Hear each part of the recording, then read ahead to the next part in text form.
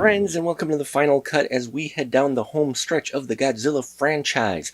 Yes, with Godzilla vs. Destroya, we said goodbye to the Heisei series, aka the Versus series. Now, with the 23rd installment in the franchise, we say hello to the Millennium series with a film aptly named Godzilla 2000 Millennium. Now, Godzilla 2000 Millennium is directed by returning director Takao Okawara, giving us the story of Godzilla who shows up on the shores of Japan and ends up doing battle with a creature that formed from an ancient spaceship and later is designated as Orga. And we see how Godzilla and Orga battle it out in the city of Shinjuku.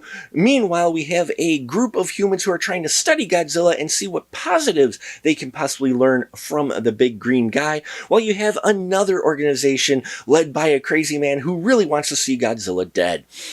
I enjoyed this film. I remember seeing this in the theater. There was just me and a group of buddies and two other people in the theater, and we were having a laugh riot. That's because the dubbed version of this film is just hilarious, from the quotes from Patton where he talks about crap through a goose, a missile will travel through Godzilla like crap through a goose. Or you dropping a line of Great Caesar's ghost. You know, you get a lot of that in the dubbing. But here in the Japanese version, which is the one I watched for this review, it is in a bit more of a serious tone. There is still some humor worked in, but it really is more to be taken not quite as side-busting laughing as the American version was when we saw it with the bad dubbing. Here we have an interesting character in the form of Mitsuo Katagiri, and I love this guy. This guy was like Captain Ahab with the white whale, only this time it's Katagiri and Godzilla. This guy is obsessed with killing Godzilla. He's played so well by Hiroshi Abe. Loved this performer in this film. He just gets into this role, and no matter when you see this guy just is so serious about taking out Godzilla, and he gets this awesome scene in the end, in the third act. I loved that scene. One of my favorite scenes out of the entire Godzilla franchise, I will say. I just love it because it's so just ridiculous, over the top, and still fun, and has some dramatic impact as well. Now, we do have a group of a scientist and his daughter who are part of a group that are trying to study Godzilla and not have him destroyed. Professor Yuji Shindoa, played by Takashiro Murata, and Mayu Suzuki playing his daughter. And I liked these two. I liked the juxtaposition between the Katagiri character who wants Godzilla just dead, and you have these guys who think they can learn a lot of positives from Godzilla, and we learn later on that they may not be far from the truth. Now, the special effects in here go, it's weird. There's a lot of Godzilla with compositing rather than Godzilla with miniatures. That surprised me. We still get Godzilla with the miniatures, and it's still the guy in the suit for Godzilla, but you really don't get as much battles in the miniatures. There's a lot of compositing with live action footage, and I thought that was an interesting approach. I did like the interesting alien who's not actually in the film designated as Orga, but that's what he's designated as later.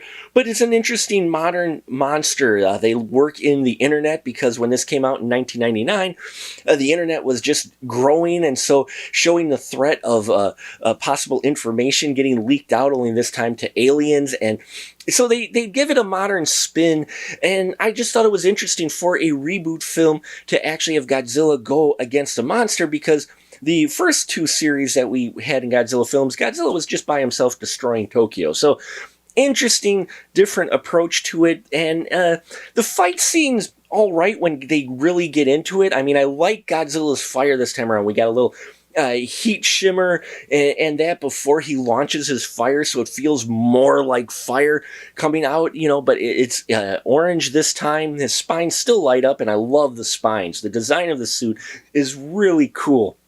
Godzilla's got this modern look to him, got these really big, sharpy, pointy spines, and I love the look. He's really one of the better suits that I like as far visually as it goes. Now, this film really wasn't supposed to be out. As I might have mentioned in my Destroyer review, Toho was going to take a 10-year break, and in between, TriStar and them were going to make Godzilla films. But we all know how that went with Ferris Bueller's Day at Jurassic Park, so the flop there made Toho have to cut its plan short and release something right away. So they released this on the 45th anniversary of Godzilla and launched a series of new Godzilla films, which, unlike the Heisei films, from what I've read up, these aren't going to be in the same chronological order. They aren't going to be in the same timeline. They're going to be more like anthology series. Now, I haven't seen most of the other films in the Millennium series, so I'm excited to bring those to you. As far as this one goes, the Japanese one, if you want a little bit more seriousness, watch that one.